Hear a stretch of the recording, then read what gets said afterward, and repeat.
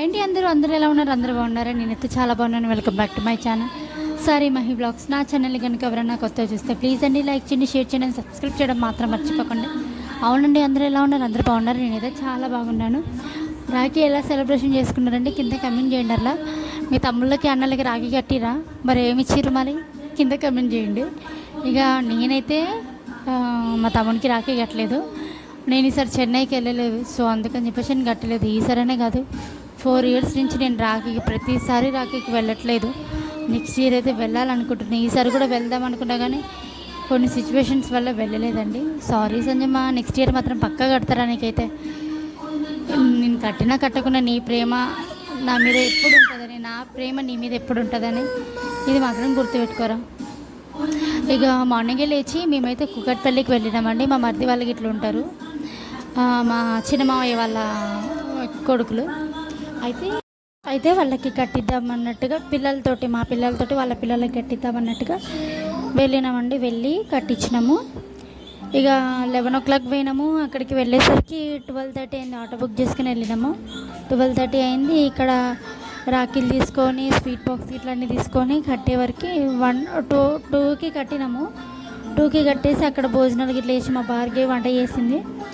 ఇక అక్కడ తినేసి ఇక మా చిన్నమర్ది వాళ్ళ ఇంటికి వెళ్ళినాము. చిన్నమర్ది వాళ్ళ ఇంటికి వెళ్ళి ఇక ఆడ మా లక్కీ గానికి కట్టినాము. కట్టేసి ఇక అక్కడే ఆటో బుక్ చేసుకొని అయితే వచ్చేసినాము.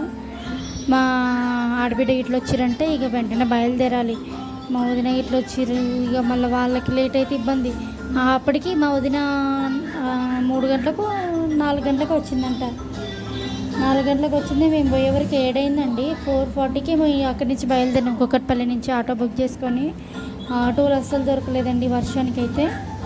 ఇక ఆటో దొరికినా కూడా ఇది నార్మల్ ప్రైస్ కన్నా 200, 300 ఎక్స్ట్రాగా ఏమంటారు ఎక్స్ట్రా ఛార్జెస్ అయినాయి అన్నమాట.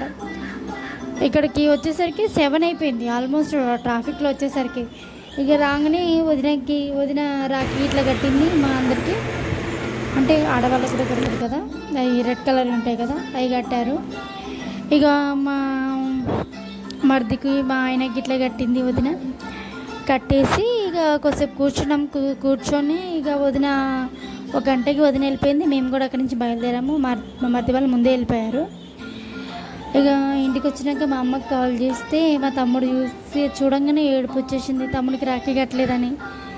ఇక నిజంగా మస్తు బాధ అనిపించిందండి. ఇక లాస్ట్లో అయితే ఫొటోస్ పెడుతున్నాను.